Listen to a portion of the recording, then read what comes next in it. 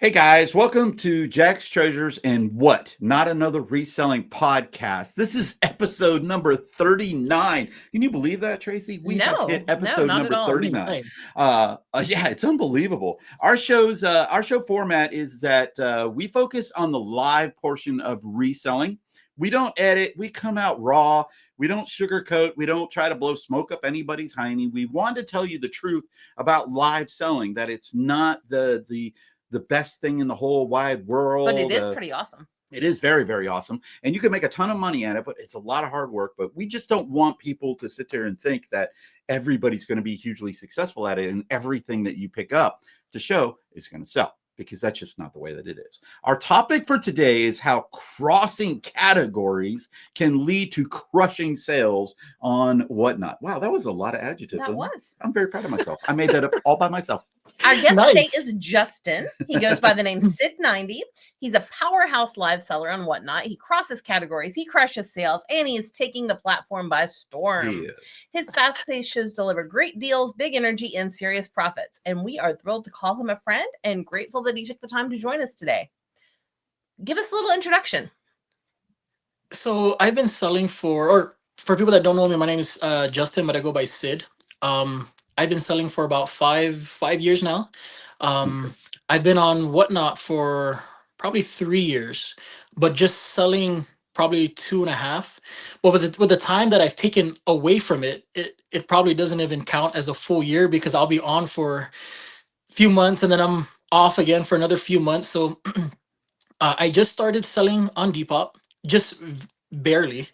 And then I was a full-time eBay reseller, and then I discovered Whatnot, first shopping, and then I started selling, and then I just went all in on eBay, or I'm sorry, Whatnot. And then now I'm slowly getting back after 5.5 months of not doing Whatnot. I slowly started getting back into eBay, but then now I'm trying to get back into Whatnot heavy again. So it's just like up and down and just trying to figure things out, Finding that balance is hard. That is something we have constantly struggled with. Yeah. We think we have it set I think right now we're liking our balance. Yeah.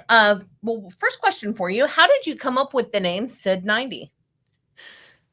I'm going to give away my... He was born in 1990. It better not be. I was literally in the Navy in 1990. I would say there's a good chance of that. I'm telling you right now, I feel so looking at him, I'm guessing that might be it. Yeah, so I was born in 1990. Oh, God. I just gave away my age. Now everyone's like, there's no excuses for you to be hustling, young man. But yeah, so when I started, it was just I didn't know whatever other names I was trying to choose. It was like, oh, taken. I was like, okay, whatever. When I put 90, I was like, oh, sweet. It wasn't taken. So I just went with it. And then when I started selling, it was like, I tried to change it. But then I was like, after a while, I was like, I'm so deep into it. If I rebrand, I'm gonna have to restart. I was like, whatever, just leave it as is. So it just stuck since. That's awesome. I love that. I'm sure everybody just calls you Sid, just like we get Jack all the time. But you have it in your head, and in my head, you are Sid. Even though I know your name's Justin, you're always gonna be Sid. It's weird for me when resellers call me Justin, to be honest, because even when I'm out and like, oh, Justin, and I don't respond. I'm just like, my family calls me Sid. So okay. Yeah, it's a family name. So I just kept it at that. And then I was just like, okay, I think this is okay. So now when I see other resellers and they're like, oh, Justin, and I'll just be like, who? And they're like, I'm talking to you. And I was like, oh. So yeah, I realized when a while ago, well, not a while ago, probably about 2 months ago, that Justin lives in or near Vegas, where Archie Biscuit Butt lives, Sunny Las Vegas lives, John Flippin' Ain't Easy lives, Mikey Bags of Money lives. All of these, the art of resale. The art of resale lives. And that's just amazing right there, that one, you have a huge community of resellers that are bigger resellers, especially YouTube influencers, with all of them right there.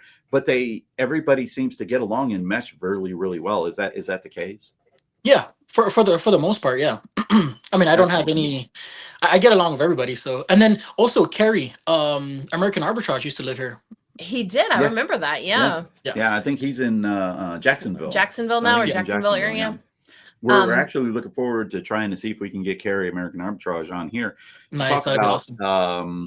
card Selling breaks cards, yeah. and Yeah. selling cards and things like He that. is really So, knowledgeable with his cards, man. Oh my goodness. If I could only know at least 10% of his what he knows, I'll be good. yeah, I love selling cards, but I don't know nothing about selling. Nothing. I mean, absolutely. And I look Absolutely at them not. and my eyes glaze over. I don't think I could be less interested in anything than I can be sports cards. I may have to set that one out if you get carry on. Oh my God, no, you are not. All right. This is our real talk segment right here where we're going to ask the tough questions of our guests and hopefully gain some knowledge for us, because that's actually why we do this, not for everybody that's listening. We do it for us so we can gain some knowledge. But actually, we do ask some of the tough questions, and this is like the meat of the whole podcast. First question, you kind of started touching on it. You said you started reselling about 5 years ago. How did you get started? Yeah. Well, I was living in New York City at the time, and Oh my God. I was just scrolling through YouTube, and I saw several people like posting their stuff. They would go out thrifting and stuff like that. And I was living in Queens at that time, and there wasn't much garage sales. I would have to drive upstate. But the thrift stores, there was 2 thrift stores right across where I lived. So it was a church thrift store. So it was owned by the same company or the same church, but they just had one literally from the front of the block and one in the back. So we would go in, and every time we'd pass by, and I just peek inside, and I was like, let me check it out. So I saw a video, and I was like, this can't be real. People are just selling stuff they find. So I went in, and it was a Monopoly board. I would never forget this. It was a Monopoly board. It was a limited edition South Park Monopoly board. I've never Okay. seen And that one. I looked it up, and at that time, the highest sold comp was like $500. Oh wow. And I was like, no way. So then, I took it, and I was like, how much did you want for it? And I was nervous. I was shaking, right? I was like, this can't be like my first ever find, right? So the lady was like, $10. And I couldn't take out my money fast enough, right? So I took it, I paid it, and my sister's like, why are you rushing? And I was like, let's go. I wanted to go home and try to list it, but I did not know how to list it, right? I was like, okay, so what do I do? So I'm like, okay, I bought it. So what now? I'm like, okay, I got to do this. Pause the video. Okay, I'm listing it. Okay, it's listed. In less than 24 hours, it's sold. Oh my For gosh. over $400. Wow. And I was like, no, this is not real. This is not, the money has to come in, right? Talking to myself, I was like, this is still not real. This is the money has to come in. So the money came, and I was like, okay, it's not in my bank account yet. As soon as it deposits into my bank account, I was like, that's done. I'm hooked. It's done. So I got hooked. I went back again, and then from there, I was just like nonstop. And then I just kept watching resellers and start doing stuff. And it was a blessing that it was right across, but at the same time, I was buying so much that I wasn't even thinking of what I was buying. I was just like, okay, this sold. Oh, this sold. And then from there, I was just like, oh, this is so much fun. And like I said, it was so easy because it was like right across. So I was going there like 10, 15 times a day. Oh, To the wow. point, to the point where they already knew me. I'd walk in, they're like, oh, somebody dropped us something. You want to check it out? It's in the back. And I just go there and open the bag, and oh yeah, I'm interested in this. And it just went from there, just snowballed, and here I am today. So you said you started 5 years ago. That would have put it at 2020. So you started right around COVID. Yeah. Yes. Okay. Who were some of the first resellers? I knew this what question was coming. I'm Once always you started curious. this, go Who ahead. were some of the first resellers you remember watching videos for? Jack Stretcher's right? I already know the answer, so don't worry. There you go. Let's next question. It was Matt Part-Time Pickers. Okay. Oh, okay. Well, that's the first. Yeah, I used to watch him a lot. I remember watching him. Yeah, too. and then it surprisingly also Kat, the nurse flipper, and that Okay. time she was still a nurse. And Right, when I was on remember her that. when I was on her podcast, I was like, "Oh my goodness, is that your son?" Because he was a baby, and then just to Tiny, see Right. them, I'm like, "Wow, this is the time flies." Like I see my kids growing, but then I'm just like, I could have sworn I was just watching your video yesterday, and he was still a baby. 25 years old. 35. 35 years old. No. Yeah, 35. 35 years old right here. I'm 60. You're an Time old flies. No, Sorry, go ahead. Go ahead, we always Justin. love to ask that, just because I like to give shout outs to those resellers that have informed so many of us over Yeah. the years. It's a lot. When we ask that question of everybody, we have probably gotten the response of, I started watching videos, I would say 90% of the time. Yep. And we get a lot of the same responses. Harry Tornado, Kevin the Commonwealth Picker, John Cincinnati Picker. Cincinnati Picker. Those are probably he was one of them too. Head flips. Yeah. But yes, I've watched a ton of content from both the two you mentioned as well. I've been watching reselling content since about 2015 is when I discovered it. So if there's somebody that makes content, I've probably seen it. She has. Yeah. I haven't. But I'm trying now to watch even more content that is out there now. So I am expanding on that. So how did you discover Whatnot and get started selling on Whatnot? It just for some reason it came across my feed, and then I was watching the very first person that I was watching, or one of the first, if not the first, was Chris from Flip the World. Okay. Oh, Flip the World, Texas. So so he was the one that I got the referral code from. Okay. And what do you call it? He sent me his referral code, and because I was just like, hey, I'm curious to sell. And I was also watching Daily Refinement, Chris from Daily Refinement. And then when he switched over to Whatnot, I started buying stuff. And then I started watching Chris, but I got the code from him. And then from there, he's like, oh, turn it in. And, you, for the most part, you would probably get accepted quicker than if you were to do it on your own. So I did that. And the very next day I got approved. I had to do the I don't know if they do it right now, but it was the onboarding where you had to go in and do like it's not a class, but you had to go in there, and they did this whole thing, briefing, and then I had to show my inventory and stuff like that. So yeah, and that time I wasn't expecting to get approved that quick, because I was still in. So I moved here to Vegas, but every summer we'd fly to New York because my family's still over there, my mom and my siblings. So we'd go out there every summer. So I was still there. Not during the winter? No, not during the winter. But I tell you, I love the cold. I love the cold. Oh, no. I just don't like shoveling. Thanks for having Justin on the show right now. So yeah, I was just like, okay, I got approved, but I'm not home. And I'm just like, what am I gonna run? Like I reached out to Chris. I was like, hey, dude, I got approved, and I wasn't expecting to get approved so quick. He's like, it's okay, just get on and get familiar with it, and then when you get home, start listing, start having a show. So yeah, it started from there, and then it was July 31st or July 30th, and then from there here I am, still on Whatnot, trying to make it. Thanks for rushing it too. So.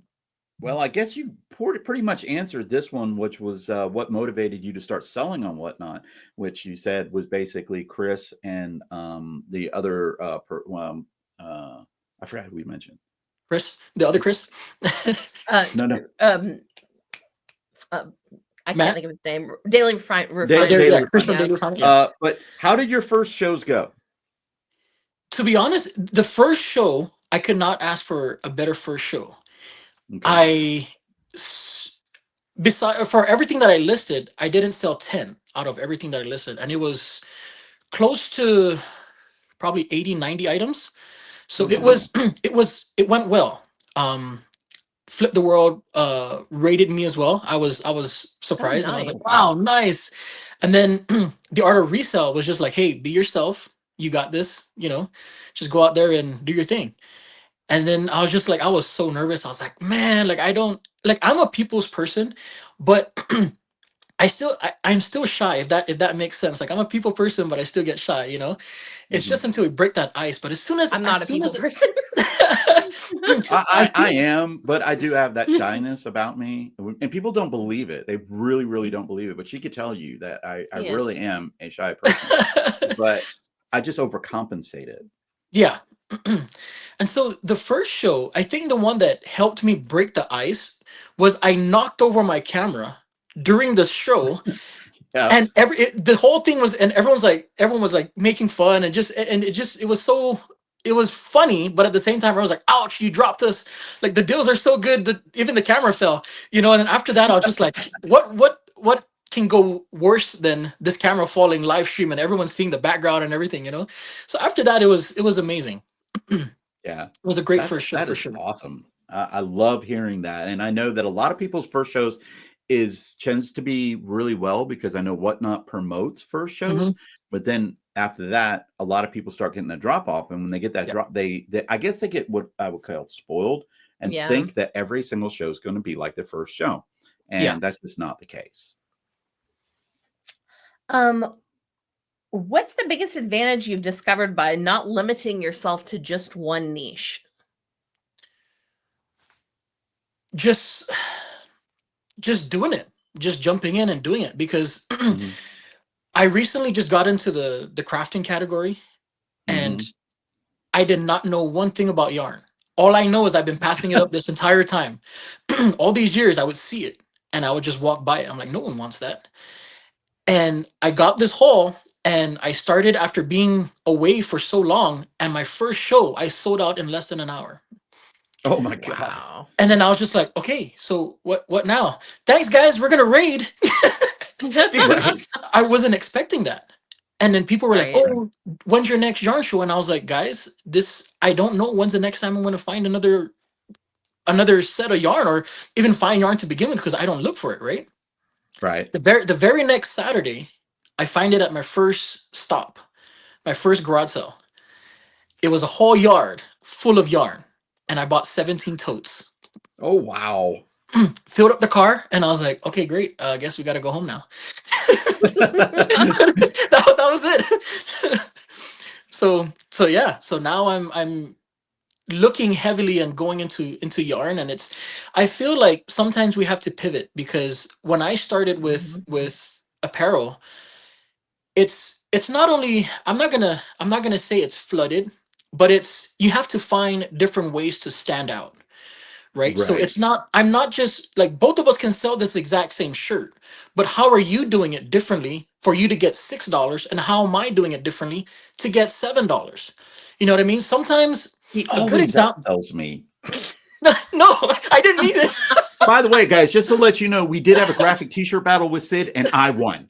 I still don't know how that happened. I don't know He how was it did either, because Sid absolutely was crushing us. killing me. I I just dropped I the was ball like, there. done. First 7 shirts, he won 6 of them. And I was like, oh, this is not going well at all. That was the most insane battle we've ever done. But Yeah. but that was awesome. You guys came from behind, and I was just like, wow. But And you know but what he did? He sold Godzilla shirts. I love Godzilla. my sister is a he great sold Godzilla shirts. fan as well. Yeah. But I'm sorry, go ahead. another good example would be Harry Tornado, right? Mhm. He could hold something up and it would sell, because it's like, it's not only because of his presence, right? Well, obviously it's one of the bigger things, but it's like, he's entertaining, he dresses up, it's funny, people like to be there and be entertained, and you're not just looking at a shirt and then pushing product to them for the entire time that you're on your show, you know. But at the same time, I feel like with my energy, right, I like to go on and I'm excited. Sometimes people don't like when a person is overly energetic, if that makes sense. You know what I mean? So when I Oh, yeah. go on, I'm like, I know that I'm not for everybody, even if the majority of them are like, oh, I enjoy your energy, you're so live, I love it, I love to hang out, this and that. But I already know that I have been blessed not to have any trolls yet, knock on wood. But I already know that, because I had to transition. The reason why I'm going to this, because I was doing the evening shows, and when you're doing an evening show and everyone's at the house and they're just laid back and enjoying their time, they're not at work, this and that, they can enjoy it, right? The energy, the Right. vibe, they can just hang out, listen to music. But I had to change to the morning show because of my schedule, right? The wife and the kids. And Mhm. sometimes when I go on, it's like the reaction is different. And then that's when I'm like, okay, I gotta tone it down because I'm too energetic. When someone opens the app at 8 o'clock in the morning, and I'm just like, oh, good morning. And they're like, what in the world? Dude, you're too next. You know what I mean? Yeah. Because it's like sometimes it's too much for for other people, but for me, Right. it's like, this is how I am, day or night, one Mhm. person by myself. It's either I'm by myself or 30 people in there. The way you see me is the way you're gonna get it. Right. So that's just I had to tell myself, don't don't take it to the heart. It's just, it is what it is. Right. Right. Exactly. I agree with that 100%. This next question has to do with different types of inventory. And what strategies have helped you source consistently across so many different types of inventory? For whatnot, I started asking the people in the chat what they were looking for, what they're Hmm. interested, because with eBay, you have the analytics, right? You have the 90 days sold and stuff like that. But with whatnot, the people in your chat are the people who are buying from you. So when I go out, I'm not looking for, I have things that draws my attention, but I need Hmm. to find things that you guys are interested in, the people who are buying the stuff. Right. So when I go out there, it makes it a lot easier for me to source. I'm like, okay, so and so likes this. Okay, I'm grabbing this. So and so likes this, and I kind of build up like a little Rolodex of what the Hmm. people are interested in, or something similar.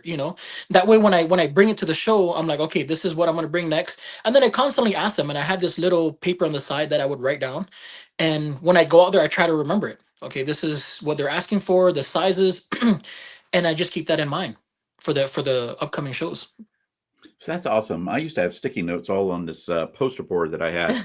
And because I would tell people, I say, send me a DM, because if you tell me in the chat, I'm not going to remember it. And so they would send me DM messages, and then I would write it down. And Cool. that I left it at home. And so I didn't source very well. That's how it happened, you know. How do you balance offering great deals with still making good margins on your flips? That's a good question. I I tell myself I make my money with the buy. So if Mhm. I'm able to buy low and flip it for $3, $4, I'm still happy. Mhm. Because I found that buying in bulk is the cheapest way to purchase inventory. And Mhm. sometimes we can't cherry pick. It's like when you meet someone and they have this huge haul and they're like, "Oh, you're interested in this? I want this amount," and you look at it, you're like, "Oh, let me pick this amount, let me pick this, and then I'm gonna leave you with the junk, and then that's it." Mhm. The next chance of them calling you would probably be slim to none. You know what I'm saying? Right. So Exactly. Yeah. we just get it, and then we just run it. So with me, I try to start things at what I'm comfortable at selling them. So if I Right. let if I run something for $3 and it sells for $3, then you got a great deal. Even if I know it sells for 30, 40, $50. you know Right. the positive end to that is you're gonna think, oh, Sid sold this to me for $3 and it sells on somewhere else for $40. I'm gonna come back and see what else he has. I'd Yeah. rather take that $3 and have you come back 50 times than for me to sell it for $40 one time. Yeah. So that's It makes that's sense. that's my mentality of giving great deals and having them come back to purchasing more and being a consistent customer, a returning I customer, I would say. think selling on multiple platforms helps with that. I go back to recently, we made a very nice jewelry purchase, and I was able to pick out 2 or 3 pieces, sell those on eBay that paid for the entire lot. And then I could Wow. bring everything else to Whatnot, Which we did. which we did. And we started them at, well, wound up starting them at $1. We were going to start at 3, we wound up starting them at $1.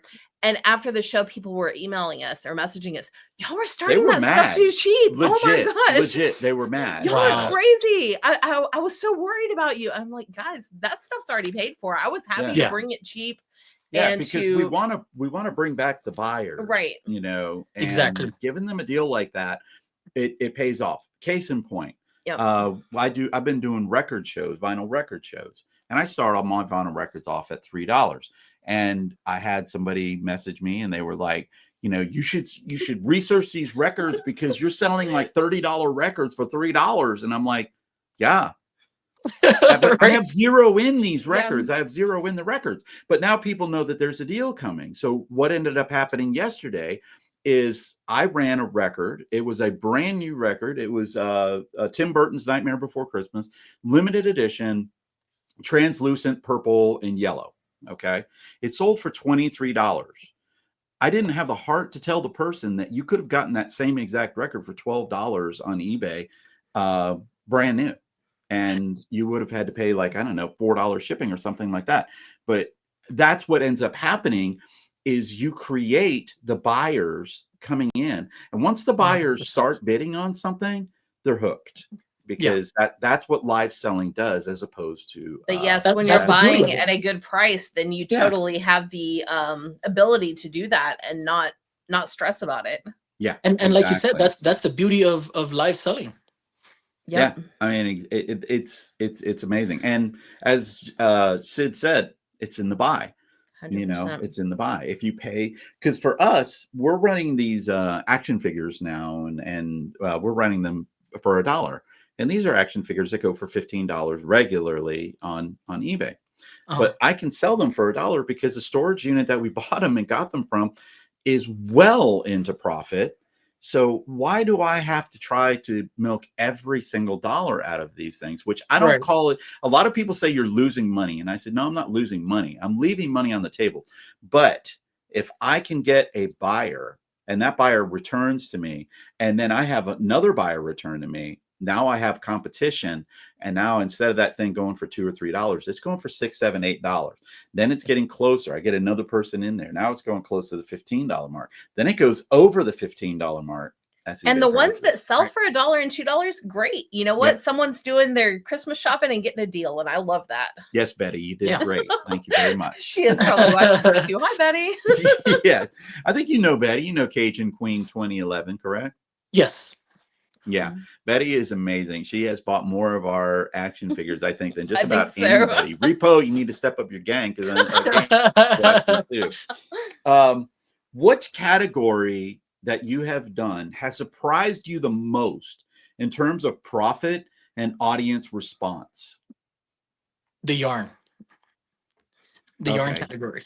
Because like I said, the first show, it sold out in less than an hour. Excuse me. The second show, I had consistently probably like 20 to 30 people. And that went on for 5 hours. And wow. that was the most successful show I've had on Whatnot. Wow. Being Yarn. my second show in yarn. And I've been passing it up all these times. And the community is amazing. You know, I'm pretty sure all the other categories, they have amazing community. But these people that came in, I would tell them ahead of time, I said, I do not know anything about yarn. So bear with me because it's going to take a little bit longer. I was still running it at 10 seconds, but then I was picking up a little quick because they'll be like, okay, you're looking for this. And you got to break it down even more. They're like, oh, the weight. And then I'm like trying to weigh it, right? They're like, no, it's not that weight. It's the weight is I guess it's the thickness, right? And I was like, right. I wouldn't have known. I would have just told you 4 ounce. That's what I was telling them. And they're like, I've no, watched you use some of this. those ladies helping you, and I think that's amazing. Yeah, gentlemen. Or gentlemen. I and assume then- ladies, but yes, ladies or gentlemen. And then I was just like, if I'm gonna continue to sell in this category, I need to branch out and make friends in the yarn category. So I started following a few of them, and then I got 2 raids from the people that I've watched. And then after I got a message like, oh, you did great, you had a good crowd and this, and I was like, wow, that's awesome. So you guys gonna hear it first here because I just bought another huge haul of yarn. Oh, So wow. I just scheduled it. I believe it's on the 20th, I think. I just scheduled it. So it's gonna be there. I haven't looked at whatever was inside. I just looked at probably 2 boxes, but everything else is still a mystery. I still got to sort it out and find a better system of, I guess, storing them for after it sells. Because I just had tables out with the what is that? The masking tape or painter's tape, and I was just like, number one, I just made squares, and then I had to make sure that okay, because some of them were bundles, and then one of the customer just bought a whole bin, just the whole. They're like, just run it, and I was like, do you want to see? They're like, just run it, and I was like, okay, but I wanted to show, so I was just putting that's it. the Noah Baller style of selling right there. Yeah. So Time is money. It's what he it taught me. was, oh my goodness, I was blown away. I was just, and I don't normally look at the numbers, but when I looked at the amount halfway through, I was like, oh my gosh, like, are you serious? I was like, my back don't hurt anymore. We're gonna run some more. I got a question for. I got a couple questions for you now that are supplemental to that because of what you mentioned. But where did you find that yarn? Was it on Facebook Marketplace, eBay? And you don't have to give up your source. No, of course, yeah. Just a general. It was at a random garage sale. Oh wow. Okay. It was at a like I said, it was it was at a yard sale, and it was the first house I pulled up. I was passing by, and then I saw the sign that said a community sale. And I've been to this community sale last year, and it's fairly small. So, I was just like, I'm not gonna find too much because I've been there already. And it's really a few houses there. So I pull in, and from a distance, you see tubs of yarn, and then some yarn on some kind of fabric on the ground, right? And I was like, oh my gosh. The yard was full of yarn. I parked, the whole right side was filled with different, because she did this full time, right? This was her hobby. Right. But it was a whole setup. It looked like a store. Her garage was set up really nicely. And so there's people on the right side making deals, right? So I went to the left side and I was like, how much for this? And they're like, oh, 50 cents. And I was like, oh, how much for this? They're like, oh, $1. And then I was looking, I was like, okay, I already asked them 3-4 times. The price is cheap. And I was like, everyone started coming around. I was like, oh man, I'm getting nervous. How much for everything on this side? And she's like, oh, we got to call my dad. And they came and he was like, told me the amount. And I was just like, okay, I'm going to buy it all. And he's like, but not my totes. Love that. And then I was like, how much for the totes? I'm going to buy it all. Yeah. He's like, $5. And then people started coming over when they heard that how much, I'm making a deal for everything. And then that's when I started hearing people like, shuffling around, like trying to grab things. And I was just like, oh, I got my 17 totes. I'm gone. So I just loaded it up and left. Now, were your yarn by the majority? Was the majority of it selling for more than your asking price? Yes. Oh my gosh! I'm telling you right now, I'm gonna start hitting the Facebook Marketplace and looking for yarn. Yeah, I've already been looking in the storage units. When I'm looking this week, I'm like, do I see any yarn over there? It's got me interested. It was to the point where now I'm looking more than I was looking for apparel. So I'm just like, if I find the clothing, I'm gonna pick it up, of course, if it's cheap. But now my mentality is like, okay, yarn. So I'm in the groups looking for this and then just trying to do buyouts. And one of the guys, he's also a seller here, a local seller in Vegas. He was in the show, and I've met him through Sunny. He goes Epic Squared. He was the one that reached out because he does storage units. And he was in the yarn show, and he's like, oh, I got to start looking up the yarn that I have. And then a few days ago, he messaged like, hey, I have a show scheduled, but you know more than me and you have the crowd. So did you want to pick it up? And I was like, dude, I know nothing about yarn. And then I just read off what it says on the label. And if there's no label, then I'm out of luck. I just say, this is how it looks. It looks soft. It feels soft. and that's it, but the people who were in there, they know what they're looking for. Just by looking at it, they know what material it is. They know their stuff. So it makes it easier for me. Right. But of course, being a seller and looking to sell heavily in this category, I need to build up my knowledge and be a better seller. Right. So, but yeah, he reached out and I went there, and just by looking at the stuff, and I was like, yep, I'll take it. So I took the whole thing. I was just expecting to go and look at it. And it's awesome because if I'm not mistaken, the last time this storage unit was open was 2006. Oh my God. That's so much fun. Yeah. But he said he had already made his money back. Yeah, that's it, over. Right, so it was a clean unit. Everything was boxed up and everything was nice. So, I looked and I was like, okay, I'm gonna buy it all. So I took it and I scheduled the show this morning. So if anybody's out there watching, you're interested in yarn or just want to come hang out, come check it out. There'll be links down there to Justin, the yarn seller, on Whatnot in the description down below. But this is not coming out until Sunday. We're recording this on a Wednesday. Okay, So cool. you'll have to have one scheduled Well, after that. I'm going to ask Yeah, one it's more on the question 20th. that's not on here because you mentioned yard sales. What is the yard sale season like in Vegas? Not that I'm trying to plan a trip out there, but I kind of am. It's trying to move out there. I've been trying to move out there for years. Yeah, when it's yard sale season, it's overwhelming. The amount of stuff that's out here, the community sales. There were times where usually when it's yard sale season, I typically don't sleep well Thursday, Friday, Saturday. I'm the same way. Because my mind is like, okay, I gotta hit this place up, I gotta hit this place up. Ooh, something just popped up. Ooh, oh my god. And then now I'm just like, oh my god, it's 4 o'clock, I gotta get ready to go.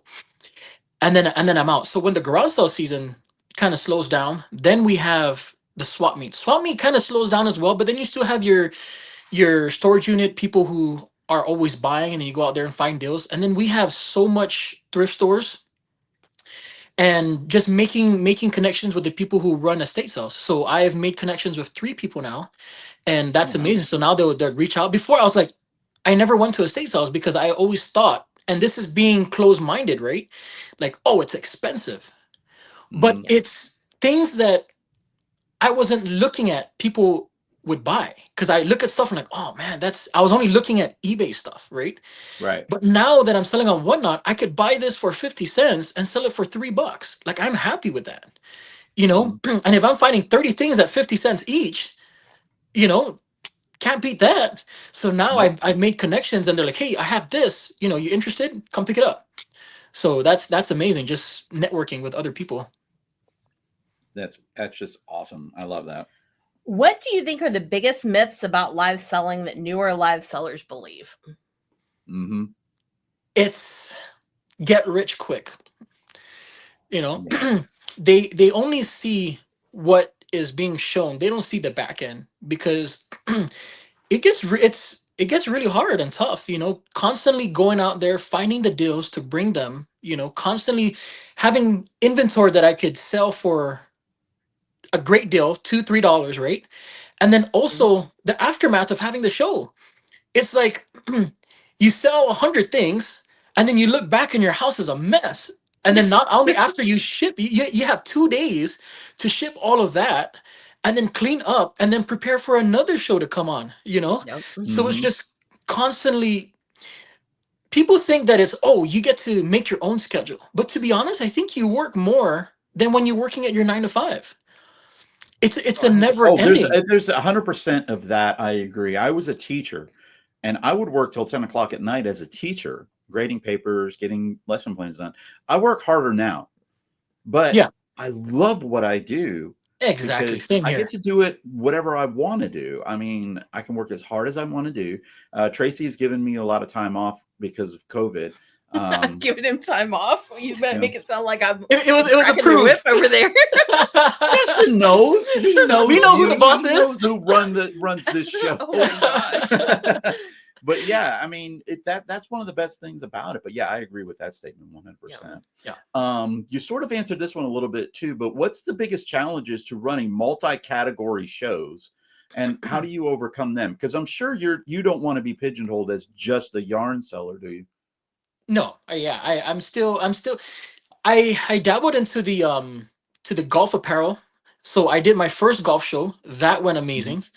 And it's just me trying new things. And I always say, like, you never know your true potential unless you get out of your comfort zone. Like I never sold golf apparel before. And when I first got some clothing, I was like, oh, I'm gonna start at $3. I had someone reach out and was like, dude, start them at $10-15. I was like, I'm not gonna sell it for that. They're like, how do you know? And I was like, I don't. I usually sell things for $3. And they're like, listed for $15 to $18. I had a show in 1 hour and almost sold out. And I was like, oh my gosh. At between $15 to $20 starts. Nice. Wow. And I was like, okay, this is working. And you bring quality stuff to the point where the customer is still getting a great deal, and still paying yourself enough to be able to go out and source those same kind of items to bring back to give them the same great deals. So I would say that the biggest challenge was just getting out of your own way. 100%. I was the only one stopping myself from going out there and seeing how much I could make off of, not just sticking to, okay, it has to be $3, it has to be $1, because it's not. Like I said, you bring great and quality items, and people would appreciate that. Mm-hmm. Agreed. Have you noticed different types of buyers depending on the category, and how do you adjust your style for each? Oh, great question. I wrote all of these questions, even though Tracy asked him. He doesn't say that about mine. I know who's buttering up right now. We know Tracy's a favorite. I gotta remember, Sid's my friend, baby. No. Okay, Sid, I got to give you a little bit of a secret. Okay, a little bit of a secret. Yes, I did beat you in the graphic tee battle. Tracy chooses the shirts. That is true. Look at Tracy. Usually, okay, out of the 15 shirts that we run, I would venture to say that she asks me, she'll hold up 2 and she'll say which one. She'll ask me that twice. The other 13 shirts, she picks straight away. So people really they think that it's me, and it's like, no, I don't even. To be fair, he is colorblind, so that is one reason I do a lot of that. Oh, okay. No, I'm really old. So I think that this is a really cool shirt, and I'm folding it up, and I hear crickets, and I'm like, okay, not very cool. So I'm sorry. Go ahead. No, I think for apparel, it's a lot of the challenge for me is finding great prices to purchase them at, because now more than ever, as we know, a lot of people are looking things up, which is not a problem. Anyone can look it up and sell it for however they want to sell it for. But it's because it's starting to be a little more difficult to buy shirts or apparel cheaper than I used to. That's just my experience, right? Because right. Now when everyone with social media, everyone's on their phone, right? So like, oh, okay, graphic shirts in general does well. And they're like, oh, Disney does well. Oh, that's a Disney shirt. It could just have a D here. And they're like, oh, $15. Yeah. Right.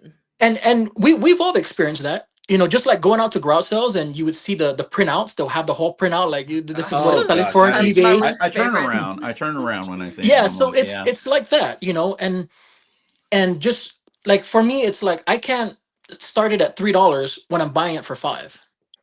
Like I'm not that much of a risk taker. Maybe sometimes, depending on how the crowd is, but for the most part, like I want to be able to feel comfortable and also make a profit, even starting it at $3. Right? I always want to make sure that I'm making some kind of profit with everything that I sell. Right. But with the yarn stuff, it was like it's not, at least for now, not a lot of people are looking for it. And when we go to the garage sales, people are just passing that. They're like, oh, they're looking for graphic shirts. They're looking for electronics. They're looking for game systems. They're looking for games. Yep. So all those categories we already know that people are looking for, but these craft stuff, they're like, oh, that's grandma stuff, but now I'm just like, let me have grandma stuff. Where's grandma stuff? I want it. Grandma's on Whatnot. That's one thing I've really realized. Grandma is on Whatnot. Yeah. So yeah, right now I am fully invested in grabbing all the yarn that I can. That is awesome. Stay out of Georgia. I'm just teasing. What advice would you give a seller who wants to branch out, but they're afraid to lose their core audience? When I'm going to say from my experience, because when I first started, like I said, I was selling men's graphic shirts. So I was gaining traction with all the people, the other resellers, right? Buying the graphic shirts and stuff like that. And I was liquidating all my stuff from eBay. So I gained a bunch, and then I started selling women's clothing. And then I started losing everybody that usually come. They would come, they're like, oh, I thought you were selling men's clothing. But I had so much of women's stuff that I couldn't I could not sell it, right? And then Right. they started falling off, and they're like, oh, he's only selling women stuff. But I would say when you build your community, no matter what, they will show up for you. They would Right. show up for you. They would pop in and they would see what you have, and try to advertise it. Like, oh, this show, this is what I'm doing. I have this show coming up specifically for that stuff. And I'm guilty of not doing that myself. I'm not really into social media. I'm just starting.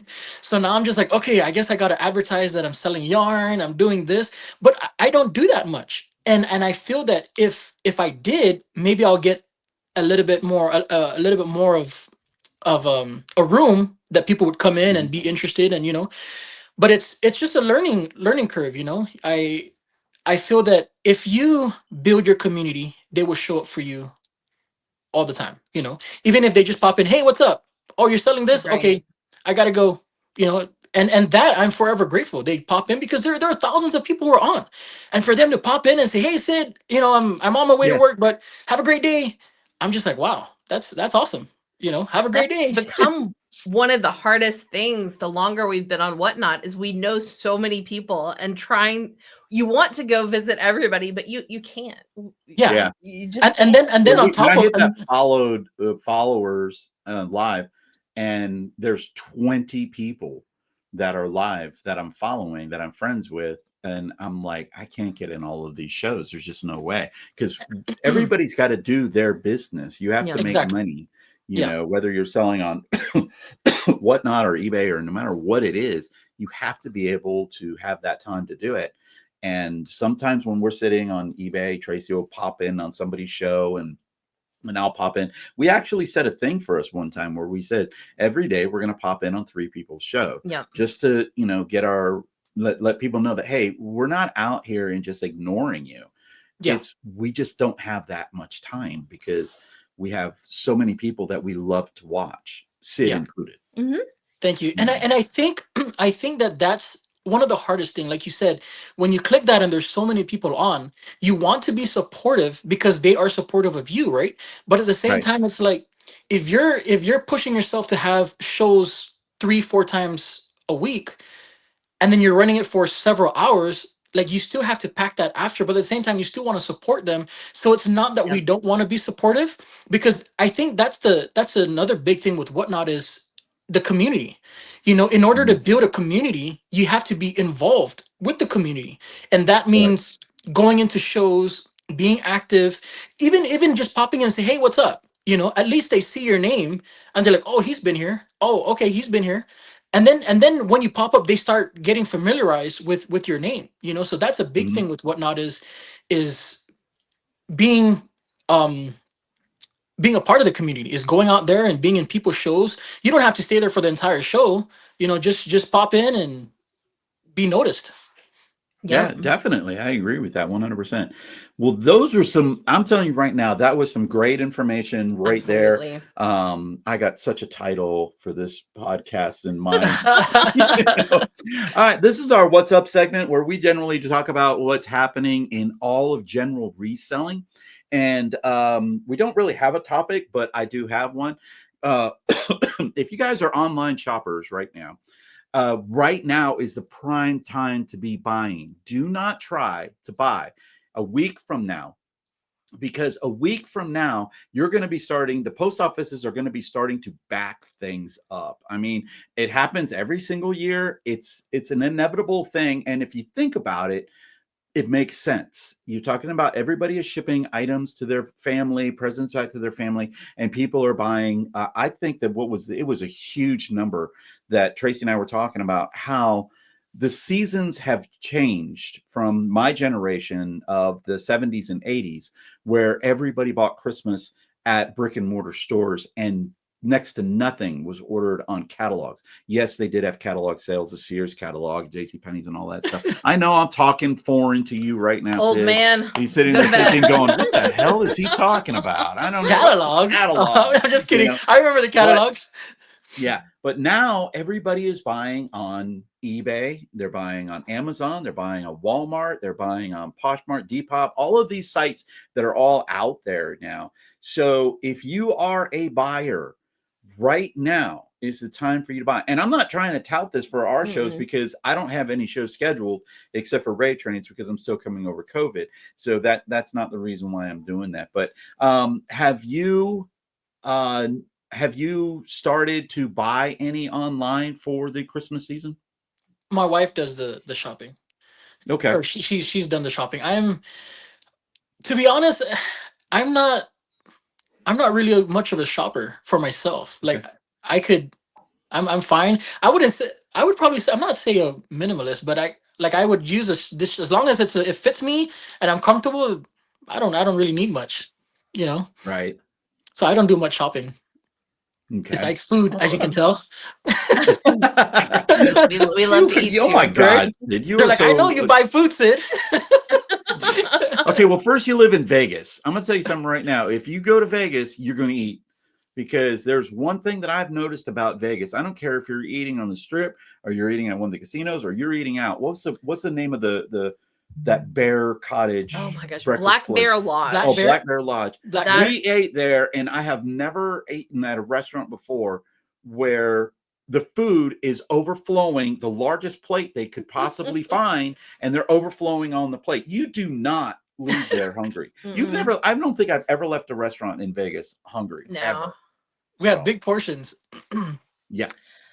This is our Shine the Light segment where we shine the light on 3 live sellers kind of at different levels just to kind of bring those names to you, at our watchers, and share them with everybody. And hopefully people will check them out. Yep.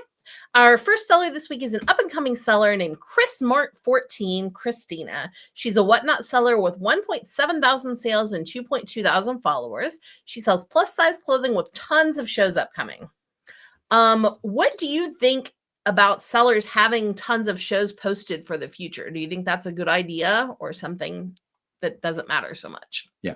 I think it's a good idea, that way people could reserve it, click on it and get notified when you do go live, or they know far ahead of what you have. Because like I said, especially having crossing categories, you're like, okay, this show is for my yarn.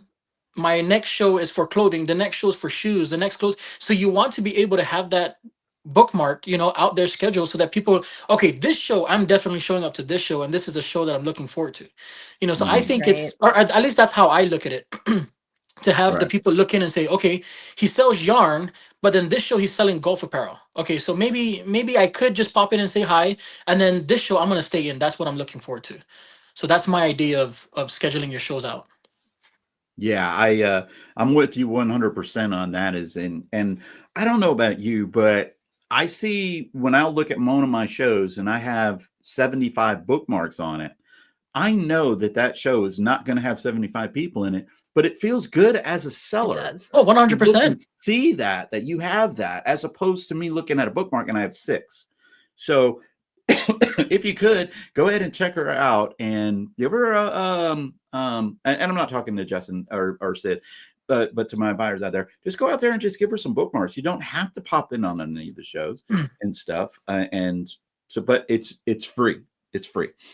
Our growing seller this week is Tammy, which is Tam the Teacher Colorado. She is a former teacher of 34 years, and that alone is an accomplishment. I know I could do 18, and that was it. Now she is a growing Whatnot seller with 3.1 thousand sales and 6.6 thousand followers.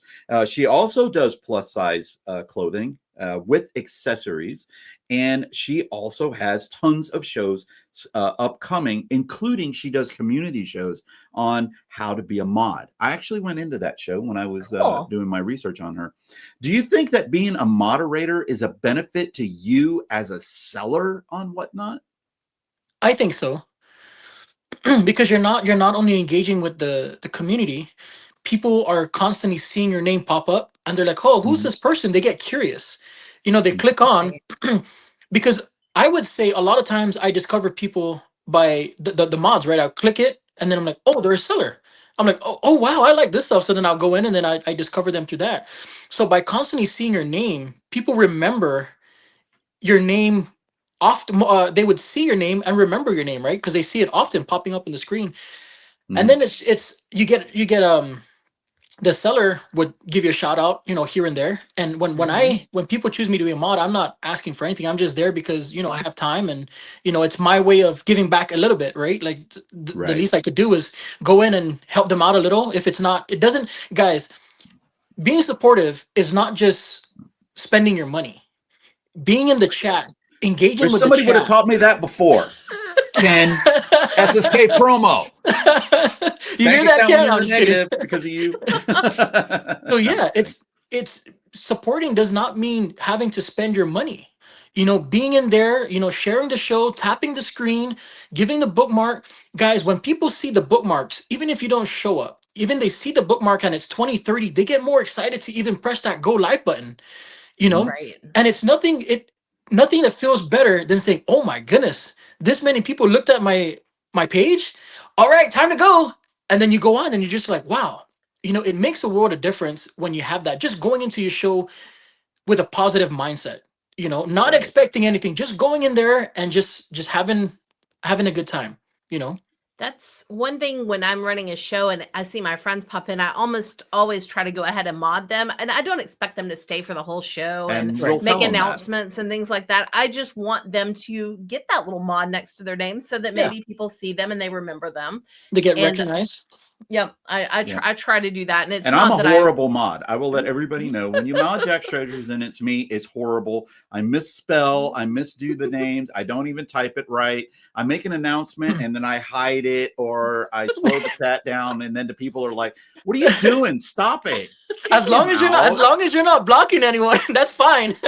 Yeah, it was funny. We actually had a mod accidentally block someone recently. Yeah, you know Envy and that. Yeah. They blocked Envy. Envy. Blocked Envy by accident. Oh no! And, it's really difficult because it's right there when you press the stuff. It's so easy to accidentally press that button. And there's times where I'm like, oh no, I wasn't meaning to press that.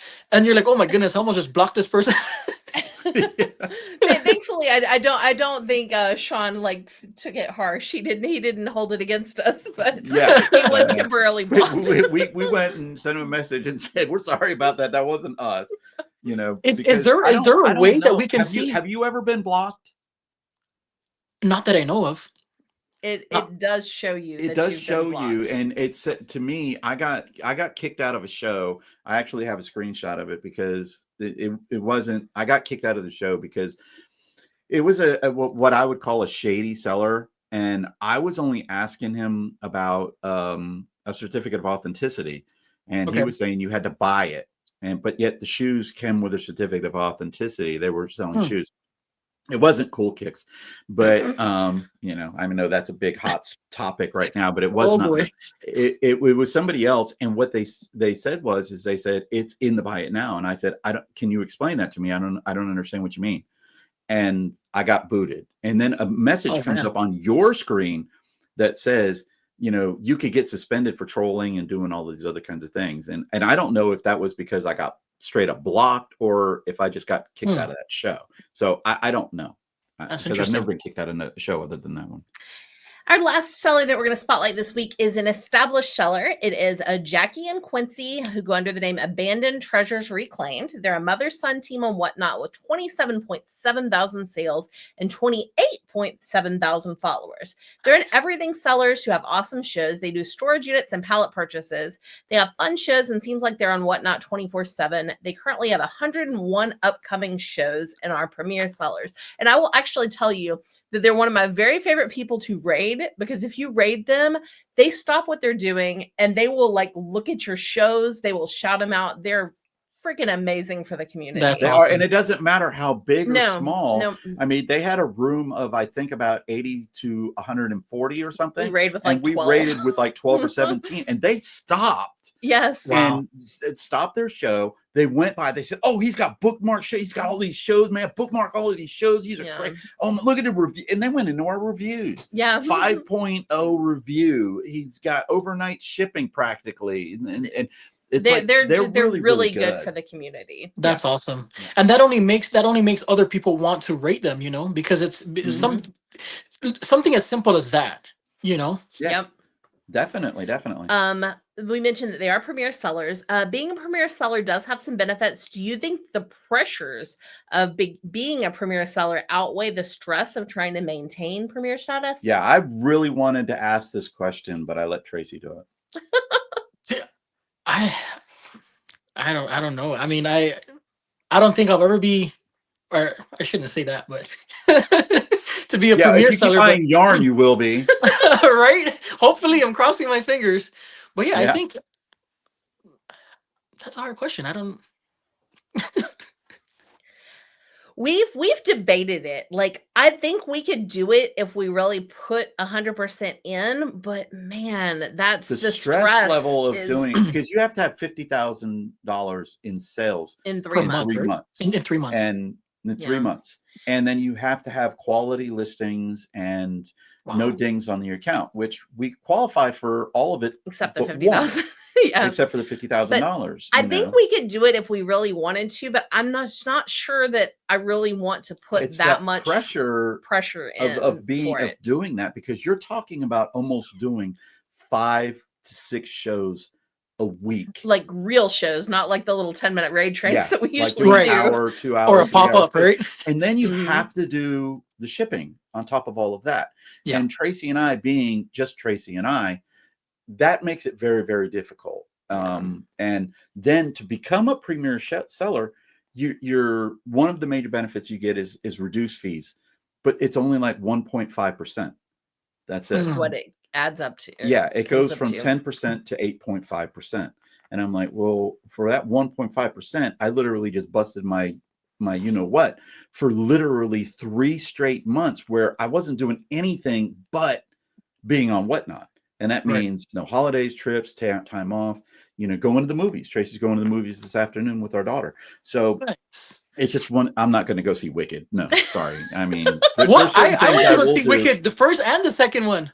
I would sing it, but I don't want you to lose I subscribers, so I loved just the leave it at first that. one, and I couldn't convince him to go. No. Convince I don't have him, convince anything. him. I don't have anything against that. Come It's on, just for me, Brian. I am a traditionalist. I remember He the likes Wizard of war Oz. movies and stuff. I do.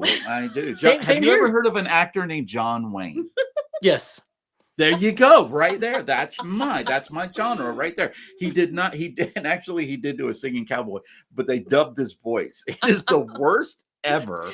He was Sandy the singing cowboy, and it was horrible. But all of those awesome sellers that we highlighted, we'll have links to them down below. Definitely check them out. Bookmark their shows.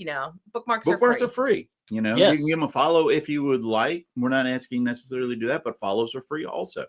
We're gonna have links down there below to all of them. Now it is time to turn the tables, and this is where we let our guest, Sid, or there, whichever where he's usually going to be on that side right there, even though I'm all over. he's on the side right. He is. He seems like he is.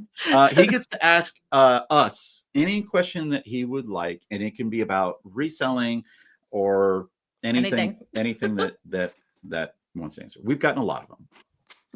Okay, so what is coming for Jack Treasures 2026? Oh wow, that's a really good one. That's the first question that we've ever got from that. I am on a quest to be debt free in 2026. That is my goal, to be 100%, and I mean 100% debt free in 2026. So it's a lot of hard work. For us, that has meant kicking our eBay back up. We kind of let eBay slide a little bit doing Whatnot. We did it the right way, though. We did. Because we built Whatnot to the part where right now we have over 10,000 followers, and we're coming close to the 20,000 sales mark. Wow. And Congratulations, our shows are regularly profitable shows for us. Yeah. But it hurt eBay a lot. And the amount of money that we were making didn't quite come up to the amount of money that we were making on eBay. So what we've decided to do is I took back over eBay, and I'm putting 100% of my work time into eBay, and he's putting 100% of his work time into Whatnot. She's not doing 100%, by the way, either, because she helps me with Whatnot, running with all of our live shows. She'll do a show here and there, but as far as listing the shows and doing the shows, and as far as how we do that, that's going to be all on me. I do all of the shipping on those shows. Unless it's a massive show, then she will help me out with the shipping on those. But that's the goal we've That's set for ourselves one of the in goals that we 2026. have. Another goal that we have is on YouTube, of getting to 5,000 subscribers on YouTube by the end of 2026, which right now we are about almost at 1,100. Almost at 1,100, and our goal for this year was 1,000. So that's another one of our big goals, and just maintaining doing our shows and actually taking some time off, because for a while there we were doing 7 shows to 8 shows a week. And they weren't a lot of them. I don't go over an hour normally, but I'm going to try to extend that and do 2-hour shows when I have good quality stuff to do that with. And just really growing our channel here, having some more amazing guests, i.e. Sid, and growing our Veterans Day raid train. We're going to be growing that one, which this past year, wow. We had 70 sellers come on. We ended up donating. We donated, with people were tipping us and sending money to us. We donated close to $1,400, plus everybody else's donations, probably added up to over $2,000 just to stop soldier suicide. And then also, other people were donating to their local charities and things like that. So I want to expand that a little bit. We may or may not be doing a train very similar to that. If we do, it'll be smaller on Memorial Day. And those would be the 2 trains that we would ever do. I would never do any other trains as a host. And what was the other thing? We had Stop Soldier Suicide, the organization, have reached out to us. They want to talk to us like on the phone or Zoom or something. So we're excited to see where that might lead. So we might be doing collabs with them too. So that was a great question, Justin. We really do appreciate that. Well, thanks for. Sorry, I just wanted to say I'm excited to see what 2026 has for you guys. That's awesome. Thanks. Thank you for asking. Yeah, it's going to be fun. We are toning down our travel and our spending. We were spending a lot of money on our travel and things like that, but we're toning that down a little bit to try to get all that. Just try to get all of this stuff done, so that after that we don't have to worry about that, because we are sitting on a ton of debt right now, and we're going to work on getting that debt completely washed out. Thanks to our amazing guest, Justin, aka Sid, who will now be known as Sid. I'm just going to change that all the way. We have not confirmed our guest for next week, but we're still working on a couple of people. Ben from Rocky Top Picker, he was sick. He went on a cruise and he ended up getting sick, so I'm sorry to hear that one. Bernard, the Big Fishing Family, same thing with him. I don't think that he got sick. I think one of the big things with him was, I don't know if you know them, but his son had got a kidney transplant. And so they've been going through recovery processes with that right now. Hopefully everything's still on the mends. Last time I've heard it was. And of course, we are still trying to get Harry Tornado. Week 4 of talking to try to get Harry Tornado come on our podcast. And we also have we're trying to get one other super star guest for December, and that would be none other than Santa Claus himself. So kids, definitely we are working on that one right there. One last question. It's always our last question, and it's the same question you just asked us. What does the future hold for Sid 90? Yeah. I guess being more open to trying new things, because it's like this whole time I was just like, I'm a clothing seller and that's what I'm going to sell. I was afraid of venturing out to different categories, because I was like, then I would lose my community of clothing, right? But then now I've built an even bigger community with different categories, and now I'm just like, okay, this is cool. It's not that bad, So I feel like trying to be more active on social media, being better at posting, even if it's just this is what I'm doing and stuff like that, simple things, because I'm still learning, and just being more active on whatnot, trying to have a better schedule, a balanced schedule, because I feel like once I start working, I could work from when the kids, when we're done eating dinner, all the way to the next morning. By the time I know, I'm like, oh my goodness, it's 4 a.m. And then I'm just like, okay, I got to work through. And it's just having a balance, having a time where I'm just like, you know what, I just got to stop. This is family time. This is, I just have to separate those, the work and home balance, and then just enjoying and trusting the process. Like I always say, always trust and enjoy the process. Exactly. Thank you so much. I will have links to all of Sid's socials. Okay. Thank as you long so as much. he sends them to me, as long as I get them, I will post them in the description down there below. Thank you everybody for watching, for meeting Sid. If you didn't know him already, we hope you enjoyed this video. Help us out with Stop Soldier Suicide and the Naughty Cat Cafe. There are links down below, and don't forget to like, share, and subscribe.